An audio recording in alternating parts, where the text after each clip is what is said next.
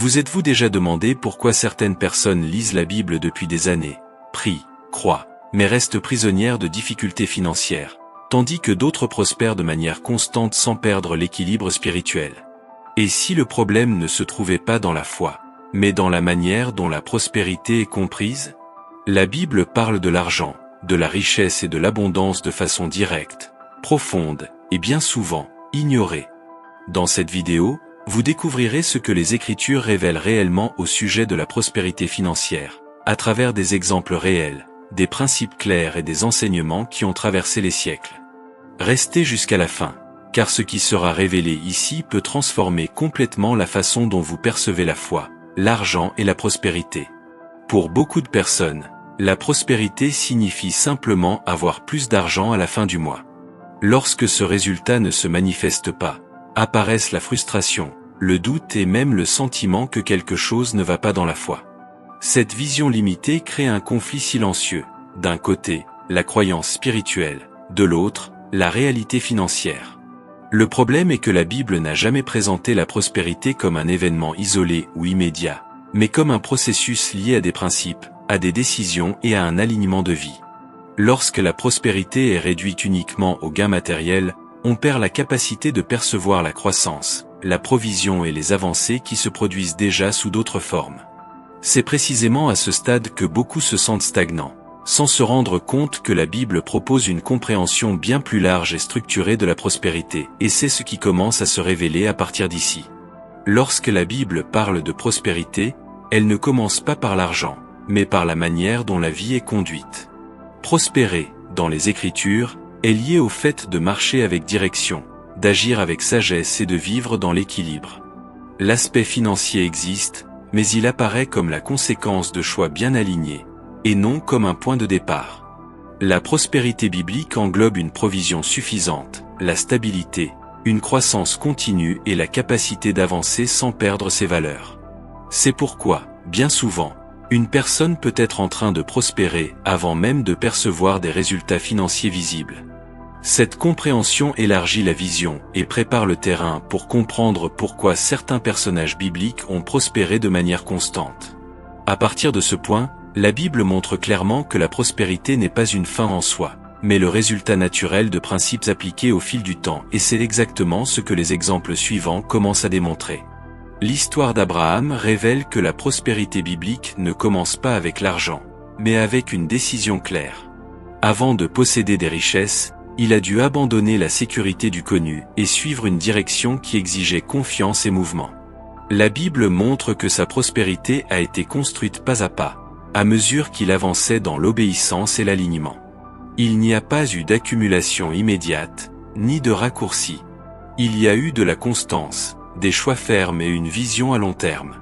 Avec le temps, la prospérité matérielle est devenue visible, mais elle est venue comme la conséquence d'une vie conduite avec un but.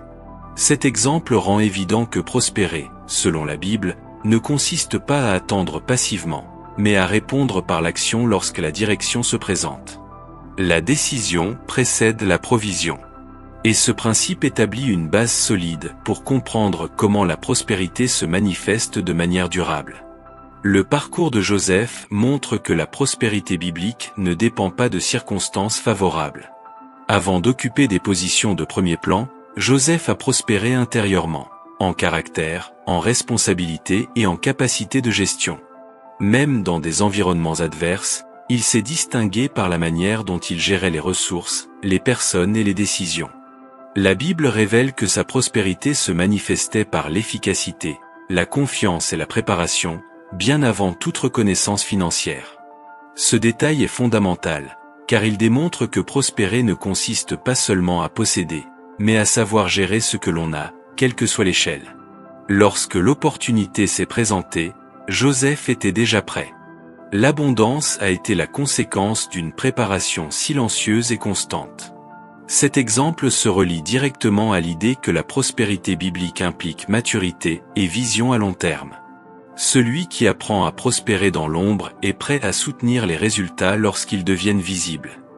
L'histoire de Salomon approfondit encore davantage la compréhension biblique de la prospérité. Contrairement à ce que beaucoup pourraient attendre, Sa demande initiale ne concernait ni les richesses, ni les biens, ni le pouvoir, mais la sagesse pour gouverner avec discernement. La Bible montre que ce choix a été déterminant pour tout ce qui a suivi.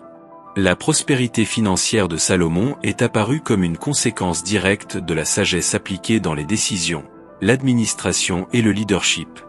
Ce principe révèle que la Bible associe la richesse durable à la capacité de faire des choix justes de manière constante. L'abondance ne naît pas d'un désir désordonné de posséder, mais de la clarté nécessaire pour gérer les ressources avec intelligence.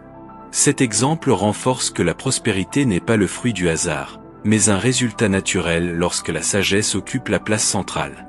Cependant, la Bible elle-même présente aussi des avertissements importants sur les risques lorsque cet équilibre se perd, et c'est précisément ce qui commence à se révéler ensuite. La Bible traite la prospérité avec équilibre et responsabilité, et pour cette raison elle présente également des avertissements clairs au sujet de l'argent. Le problème n'a jamais été la richesse en elle-même, mais la place qu'elle occupe dans la vie. Lorsque l'argent cesse d'être un outil et devient le centre, des déséquilibres apparaissent, compromettant à la fois la foi et les décisions. Les Écritures montrent qu'une prospérité sans direction peut entraîner une perte de but et de vision. Ainsi, l'avertissement biblique n'est pas contre le fait de prospérer, mais contre le fait de permettre à la prospérité de gouverner. Cette compréhension renforce la maturité spirituelle et financière, en rendant clair que l'équilibre est essentiel pour soutenir toute forme d'abondance. À partir de ce point, la prospérité cesse d'être un risque et devient une responsabilité consciente, quelque chose qui commence inévitablement par la manière de penser et de décider. Après avoir compris les principes et les exemples bibliques, il devient évident que la prospérité commence dans la mentalité. La Bible conduit à une transformation intérieure avant tout changement extérieur.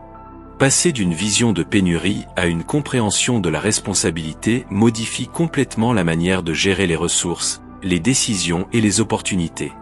La prospérité biblique n'est pas liée à la peur du manque, mais à la conscience de la gestion. Lorsque la mentalité change, le comportement suit, et les choix commencent à refléter l'équilibre, la planification et la constance. Ce changement ne se produit pas de manière abrupte, mais progressive, à mesure que les principes sont intégrés.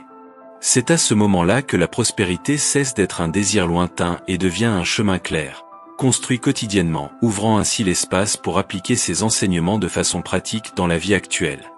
Appliquer aujourd'hui les principes bibliques de la prospérité exige plus que de la connaissance, cela exige de la constance. La Bible met en avant des pratiques telles que la planification, la discipline et la responsabilité dans l'utilisation des ressources. Prospérer, dans ce sens, consiste à prendre des décisions conscientes chaque jour, même lorsque les résultats ne sont pas immédiats. La foi se manifeste dans la manière de s'organiser, de gérer et de choisir. De petites attitudes constantes construisent la stabilité au fil du temps. Cette compréhension transforme la prospérité en un processus accessible, et non en quelque chose de lointain ou d'inatteignable. Lorsque les principes sont appliqués avec équilibre, les résultats deviennent naturels et durables. La prospérité cesse d'être une recherche anxieuse et devient une conséquence prévisible d'une vie bien conduite, ce qui prépare le chemin pour une conclusion qui réunit tout ce qui a été révélé jusqu'ici. Tout au long de ce contenu, il devient clair que la prospérité financière, selon la Bible, va bien au-delà de l'argent. Elle naît de décisions, de sagesse, d'équilibre et de responsabilité appliquées de manière continue. Les exemples bibliques montrent que l'abondance n'est pas une fin isolée, mais le résultat d'une vie alignée sur des principes solides. Lorsque la prospérité est comprise de cette manière, elle cesse de générer des conflits et commence à produire de la stabilité. Cette compréhension élargie transforme la relation avec l'argent et renforce le cheminement spirituel.